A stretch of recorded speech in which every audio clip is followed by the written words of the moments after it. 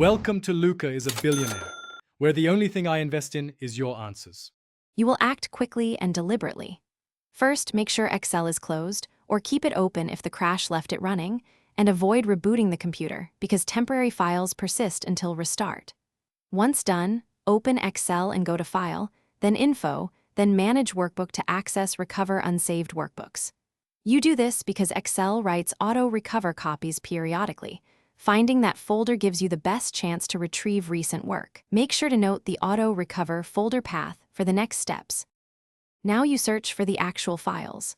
Open File Explorer and paste the auto-recover path or use %appdata %Microsoft \excel to find. ASD, TMP, or temporary. XLSX files, these are saved copies Excel makes automatically. Once you locate likely candidates, open them in Excel directly rather than double-clicking from Explorer to avoid losing temp metadata. Inspect content, then use Save As to create a permanent file in your Documents folder. This step preserves recovered data and prevents overwriting. Finish by validating and restoring formulas, links, and formatting after saving. If you can't find auto-recover files, restart Excel and watch for the document recovery pane. It often lists unsaved items.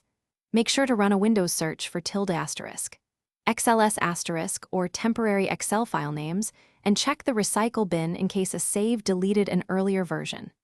As a troubleshooting tip, if these methods fail, use File History, OneDrive version history, or a reputable file recovery tool.